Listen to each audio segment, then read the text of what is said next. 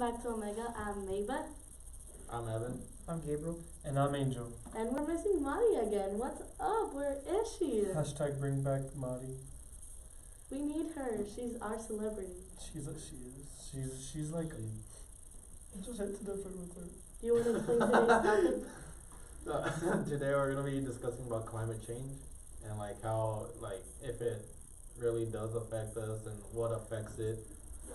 Well, climate change is a huge thing in everyday life, and obviously, normal people don't create it. You know, like. What do you mean by normal people? Well, I mean, does your truck really create as much gas emissions as a company? You know, like if it doesn't make as much.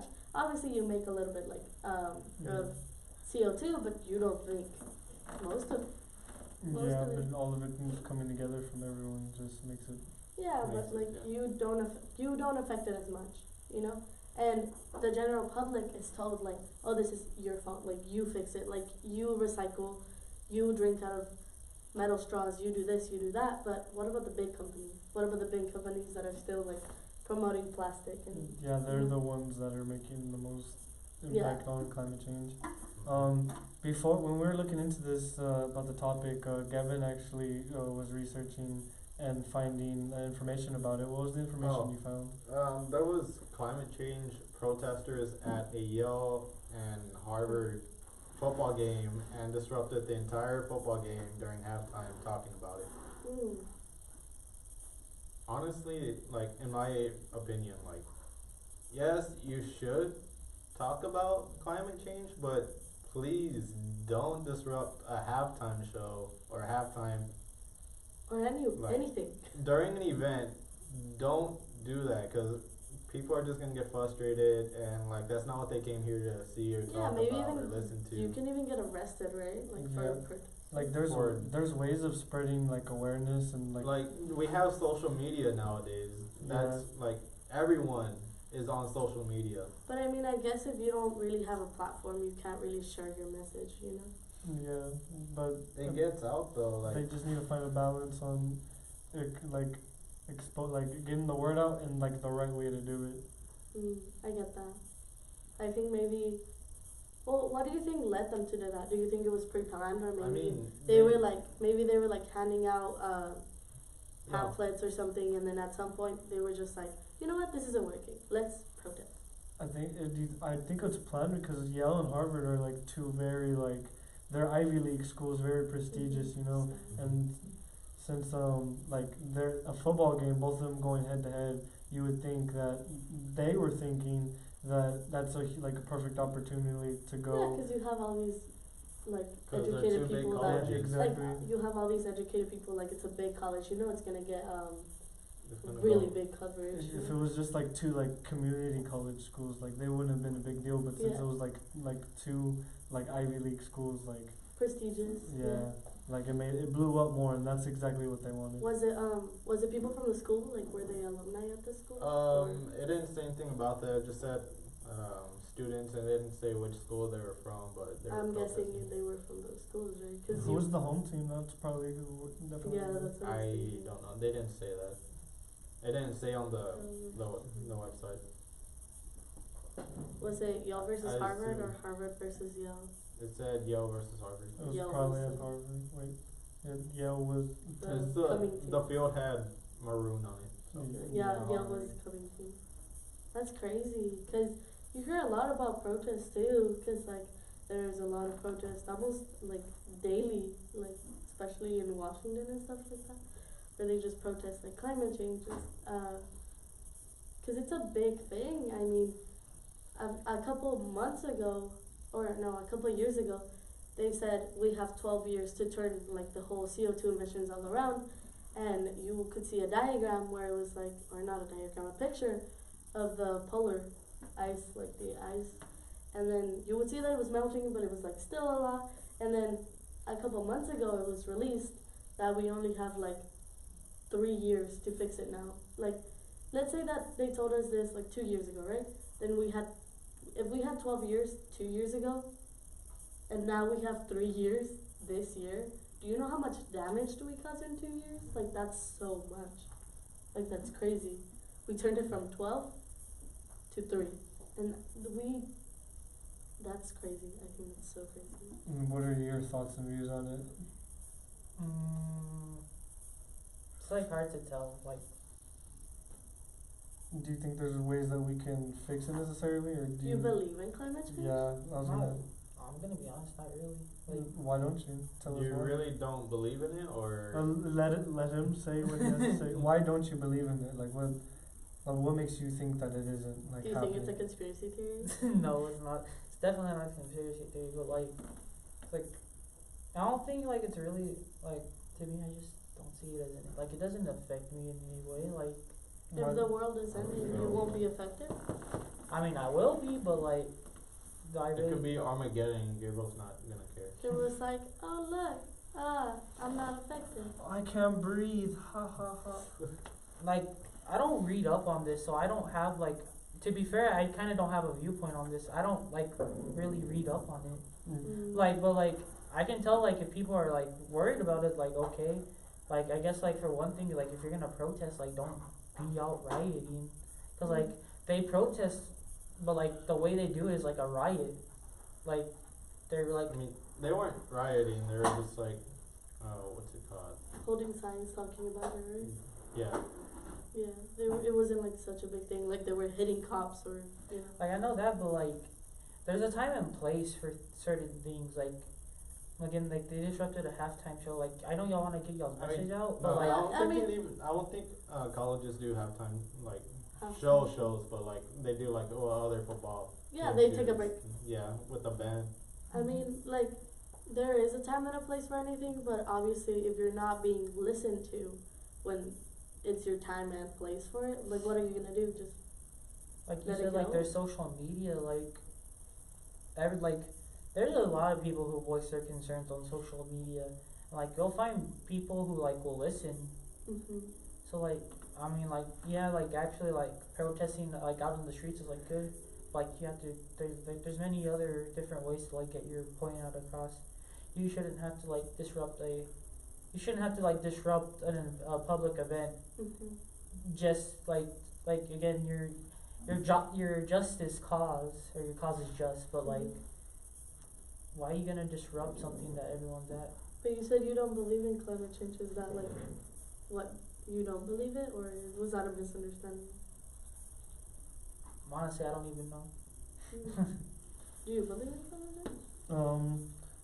Yeah, I definitely do. I'm not like very like into it. Like I don't go out of my way like to look stuff up, like to gather information about it, but Yeah. just by like what everyone says and like just like everyday things, how like you notice changes, like I definitely do see the effects on it, you know. I do believe in it, but unless someone like brings something up, I won't like know about it, you know. Yeah, well, And I know you're taking like a class right now, and y'all just got done with like talking yeah. about like the Green New Deal and like just stuff like that. Tell us more about that. The thing is that the reason I've always been like interested in climate change, because obviously it affects everybody, like plants, dogs, people, businesses for sure. And I always thought it was interesting.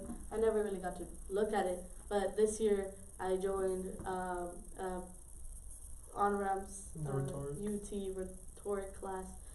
It's a junior class in college, and they were saying the whole, like, before we started the topic, they were saying like our topic was going to be climate change, and everybody was like, oh, like cool.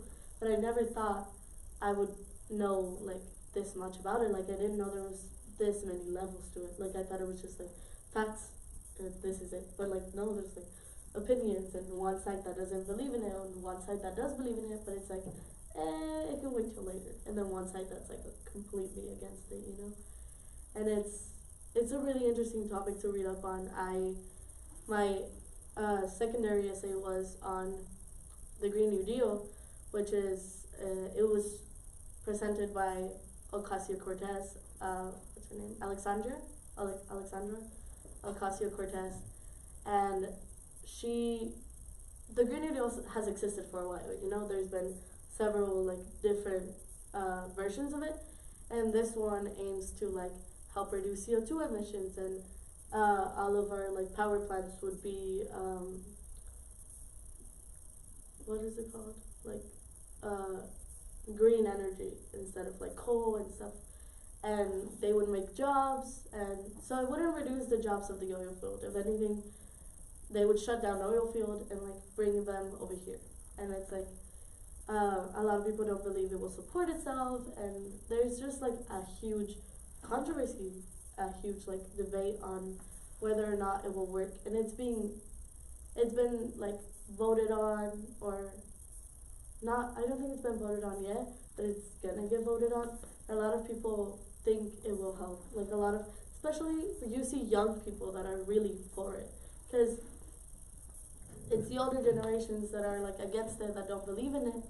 But at the same time, and I use this as like one of my like examples. It's like they're probably not even gonna be alive to see it happen. You know, they're probably not even gonna be alive to see the effects of climate change. Like there's a lot of like older people that are like there was this 84-year-old man who was like, oh yeah, no, I don't like the Green New Deal, like I'm voting no on it. And I was like, dude, in 3 or 4 years you might not even be alive to see it come, you know? Yeah. And I was like, this isn't gonna affect you.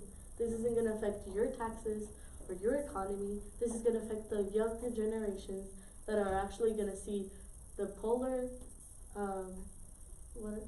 ice caps melt, the ocean rise, and the air just pollute. Like you're gonna be in like not here. You're not gonna be here for it. Yeah. And like I am very worried about climate change. Like I absolutely am. Like the fact that there was an article I used that was like, oh well, it won't work because right now we use, you know how we use gas cars, and Ocasio-Cortez proposed that we all get electric cars. And then their argument was like, oh well, people won't want to because gas cars are already so like they last a long time. And like that's such a weak argument, you know what I mean? Because like I just don't get like how you're gonna get told like, hey, like this car is gonna help benefit the future, like your future, your kids' future, and it's gonna help the economy, and greenhouse gas emissions are gonna go down, and you're gonna be like, no, I've had this car for 14 years, and it can still last 6 more. I don't want that. Like what? That's not a good argument. Like it's just a really like I mean, unless if you do have a gas vehicle, he may or may not know if they do swap out the vehicles instead of like having you to have buy to a whole, pay yeah. for a new vehicle. But even then, like I'm pretty sure they won't just be like, okay, buy this car and then get rid of that one, because if you go and put your car in like one of those places that crushes them, that itself is very bad for the planet. So like I'm guessing they have something planned to do with the cars that are gonna be like left behind, you know what I mean? Like maybe, I don't know, like maybe use them for parts for electric cars, or you know, maybe some scientific changes. I'm not very sure, because it hasn't been said. When I was in rhetoric for the week that I was in there, before I won it out, I just remember what I understood from the Green New Deal was a lot of people had controversy over it because they were saying that it was just a plan about a plan to make a plan, and I kind of like that confused me at first. I had to read it like about 20 times before I fully understood what it was trying to tell me. But I don't know. I kind of like think that's like me and you talked about it a couple times. We don't need a plan about making a plan. We need to start right now, and there's just a lot that needs to be done. Like even like the sky outside, like the way it changes colors. Yeah. Like I mean, when you look out here in the night sky in Pecos, can you really see stars? No, because of pollution. And I was heavily against the Green New Deal because of like my own teacher would always be like, oh, it's not good, like it's not a good plan. And then when I read up on it, I was like, oh, you know what? Like, this is low-key fire. Like, a low-key hits, because it makes some points. Like, I'm not saying it's a good plan. It just makes points to what should be done. And I think it's just, like, a great starter, because you can't just go into it. You can't just, with anything, you can't just jump right in. And then it will fix everything. Yeah, You need like to you make need to steps. have a plan. Yeah, and that's what the Green New Deal is all about. Like, make a plan, because we need one. Yeah, I feel like people just they don't give it a chance. Like they expect everything to be fixed first try, and Mhm. so she's just like making the foundation to make more Yeah. movements to fix everything. Like, And like you were saying, you didn't like really believe in it until you Mhm. got more research into it. Like you looked more into it. You had to for the class, yeah, and that made you like believe stronger in it. everybody was writing against it. There's 4 people that are writing about the Green New Deal, and 3 people are writing against it. And I'm the 4th one that was like, I don't want to be like everybody else. I was like, I'm gonna write for it, and that was the hardest thing. Like the hardest essay I've ever had to do, because I'm against it, and I had to research for it. And it was like, oh, but this, I would read sources at first, and I'd be like, that's a weak argument. And then I'd be like, well, then I don't need it. But then I would come back around and be like, actually, that's a strong argument. I was just really negative towards it. You were biased towards. Yeah, I was biased. And after, because there was a lot of, that was my main essay, like my biggest essay, like my, I don't know what to call it, but there was essays leading up to that one. And one of my first essays was how the Green New Deal, climate change affects animals, like pets and stuff. And climate change actually affects, well, it makes the sand hotter in the sea. And that leads to, since sea turtles put their eggs, like they hide them in the sand, and the sand gets hot, and that changes the chemistry of the eggs. It has a chemical reaction, and the eggs start becoming more female sea turtles. And sea turtles have they're not asexual, so they need sexual reproduction. And with more girls being made, there's not enough boys to repopulate. So like that affects the sea turtles. And then with bees, what was it? It affects bees as well.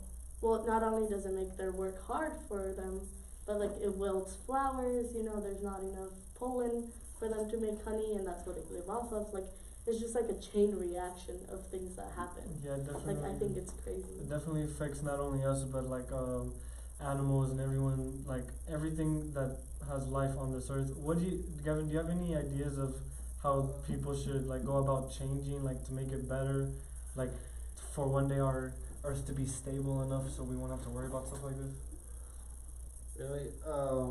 Honestly, I don't think we can do anything to help it out. Well, They're like, you know what, we're too far gone. Send us to Mars. send us. And there is a project. But there, like, Mars. if like any little can help, like, you know how people say like you can take a bike instead of a car. Yeah. Yeah. Yeah, so I don't really believe that'll work, because that's a small problem. Yeah. Vehicles are a small problem. There's No, actually, companies, factories that produce like 20 times more than one vehicle. I was looking, one of my articles brought, what's it called? They had a graph, and it was like, oh, this and this and this and this. It was like, what was the first thing?